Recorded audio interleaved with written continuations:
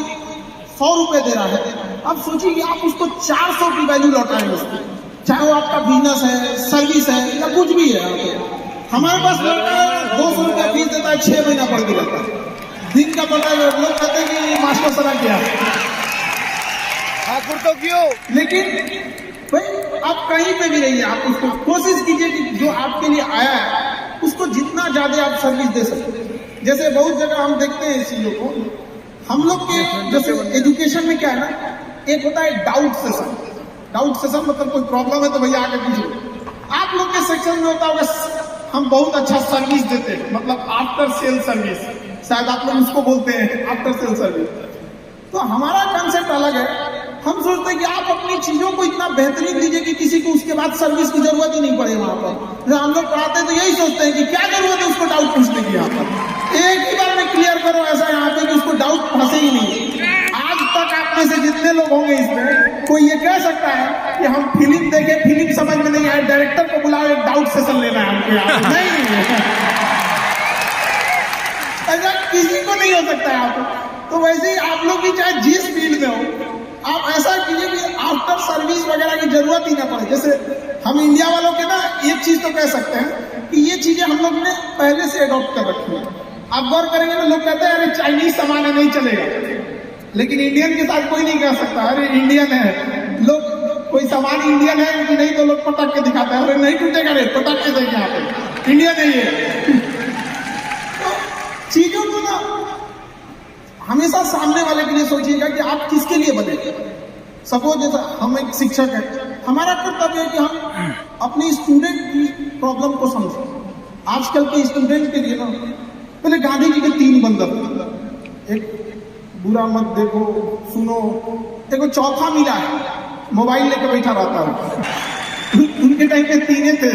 कोई अंत नहीं होता है, आखिरी सांस तक आदमी सीखता है। ये घमंड निकाल दीजिएगा, आप जहां पे भी हैं आपको अभी भी बहुत कुछ सीखना पड़ेगा, चाहे कहीं पे भी। आज भी हम लोग पढ़ाने के दौरान भी ना बहुत सारे स्टूडेंट ऐसे मिलते हैं जो किसी चीजों को सवाल करते हैं तो ऐसा लगता है कि नहीं यार इसका कितना जेन्युइन चीज था। तो हमेशा सीखने की प्रवृत्ति रखेगा, अपने आप में अपडेट करने की, इनोवेशन लाने की, हर चीजों में। अगर इनोवेशन अपडेट नहीं लाएंगे तो खत्म हो जाएगा। हर जगह बढ़ता है, लेने की बात है, हर जगह अपडेशन चाहिए होता है। डायनासोर भी अपने आप को बदलते क्लाइमेट के हिसाब से नहीं अडॉप्ट करता, खत्म कहानी हो गई यहाँ पर। हम लोग एजुकेशन में भी जब हम लोग शुरू में पढ़ते थे तो शायद चौक से पढ़ाया जाता था, एक समय मार्कर हो गया, अब तो डिजिटल बोर्ड आ गया है। मार्कर पढ़ाते थे, एक डंडा रखते थे, मार्कर पढ़ाते थे। डेवलपमेंट अपडेट, इसको जितना ज्यादा अडॉप्ट कर सकते हैं उस चीज को अडॉप्ट करने की कोशिश कीजिएगा और हमेशा सीखने की प्रवृत्ति रखिएगा। और आज के टाइम पे बाप रे, एक बहुत बड़ी समस्या ना कि दूसरे से प्रति जलन जरतुआई समझते हैं हम लोग, बिहार का ठेठ भाषा, पता नहीं आप लोग समझते हैं कि नहीं। मतलब कौन कितना खुश है, मतलब उसका पड़ोसी जितना दुखी है वो उतना खुश है। ये सब चीजों से थोड़ा आज के समय में अपने आप को थोड़ा बचा के रखने की कोशिश कीजिएगा, क्योंकि किसी के जलन वगैरह से नहीं होता। अक्सर देखिएगा ना, क्योंकि ये एंटरप्रेन्योर है, बिजनेस का चीज है, तो एक छोटा सा देखिएगा ना, गांव में किसी के पास समोसा का दुकान चल जाता है तो उसके बगल में एक और समोसे खोल देता है। बहुत सारी चीजें हो सकती है। तो डिसीजन आप कभी भी किसी और के मर्जी से इन्फ्लुएंस होकर लीजिएगा तो कभी डिसीजन सही नहीं होगा। डिसीजन आपका अपना होना चाहिए, आप क्या कर सकते हैं। आपको जितने लोग यहाँ बैठ, उस सबके अंदर कोई ना कोई एक ऐसा यूनिक क्वालिटी है जो वही बेस्ट कर सकता है। और ये जिस दिन आप पहचान गए उस दिन समझिए आधा काम आप अपने से कर दिए। और वो सबके अंदर कुछ ना कुछ है, ऐसा नहीं है कि ऊपर वाला आपको खाली हाथ भेजा, सबके अंदर कुछ ना कुछ है। और ये लोग भले कहते हैं कि खाली हाथ आए थे, ठीक है खाली हाथ आए थे, लेकिन खाली हाथ जाना नहीं है। इस देश का ऋण चुका के जाना है, समाज को कुछ दे के जाना है, एक अच्छे सिद्धांत अच्छे कर्म को दे के जाना है। क्या कोई कह सकता है कि अब्दुल कलाम खाली हाथ गए थे? नहीं खाली हाथ गए थे। विवेकानंद खाली हाथ गए थे?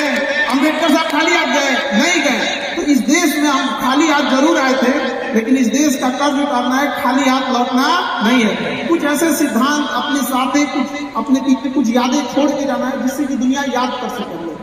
और हमेशा चीजों में ना अपनी ईमानदारी करिए, आप कितना ईमानदारी से काम करते हैं, कितना लगन से काम करते हैं, सफलता इसी चीज पे डिपेंड करती है। बाकी ऐसी चीजें कि भाई ये करना चाहिए, बस आप कितना समय दिए हैं किसी चीज को, कितनी ईमानदारी से किए हैं, ये मायने रखता है। आप किसी चीज को समय नहीं दीजिएगा, कभी सफल नहीं हो सकते। और एंटरप्रेन्योर और बिजनेस इस सब की चीजों में एक चीज बहुत बड़ी डिलेमा होती है ना, कि सोचते बड़ी जाते हैं, प्लानिंग बहुत करते हैं। 6 महीना से उसका प्लानिंग चल रहा है। अरे भाई 6 महीना में कमाना शुरू किया रहता है तो कुछ एक्सपीरियंस हो गया रहता है, कुछ ठोकरें लगी होती, शुरू कर दो जाए जैसे करना है। यहाँ पर ऐसा थोड़ी हो सकता है कि एकदम फिनिश होकर काम कर रहा है। हर चीज जमीन से कभी पेड़ नहीं निकल सकता, पौधा ही निकलेगा। आज सीखिए, क्योंकि अगर कल कोई शुरू करता है आपके बाद, तो आपके पास उससे 1 दिन का एक्स्ट्रा एक्सपीरियंस रहेगा। और हमेशा याद रखिएगा, अकल बादाम खाने से नहीं, ठोकर खाने से आती है। जितना ज्यादा ठोकर खाएंगे उतने ज्यादा अकल आने वाली है। दुनिया का कोई इंसान जो सफल है कहते कि हमको ठोकर नहीं लगा है, या कोई कहता है कि हम एक ही बार में आए हैं, कभी नहीं आ सकते हैं यहाँ पर। स्टार्टिंग कीजिए, यहाँ पे ज्यादा प्लानिंग के चक्कर में नहीं रहे। कितना अच्छा आप प्लानिंग करके आइएगा ना, कुछ ना कुछ चीजें गड़बड़ होंगी, क्योंकि अभी बढ़ेगी जब हमको जोर से प्यास लगे। अभी नहीं लगा है, इसका थोड़ा सा हमको लगता है कि कम कोई वैल्यू उतना नहीं, अभी लगेगा ना थोड़ी देर बाद प्यास, तो लगेगा नहीं, बहुत जरूरी चीज है। तो आपके अंदर वो भूख, वो प्यास रहना चाहिए। अमूमन आप देखिएगा कोई आदमी जो होते हैं तो उनके अंदर जैसे किसी को क्या बोलते हैं, पोजीशन लीडरशिप बोलते हैं, कि मतलब उसकी विरासत में मिल गई। दादा ने कोई बिजनेस खड़ा किया, पिता ने किया, जब उसको मिलता है तो उतने अच्छे से नहीं संभालता। कुछ लोग संभाल भी लेते हैं, लेकिन कुछ लोग उतने अच्छे से भी नहीं संभाल पाते। तो कितना ठोकर लगा है, ये बहुत मायने रखता है।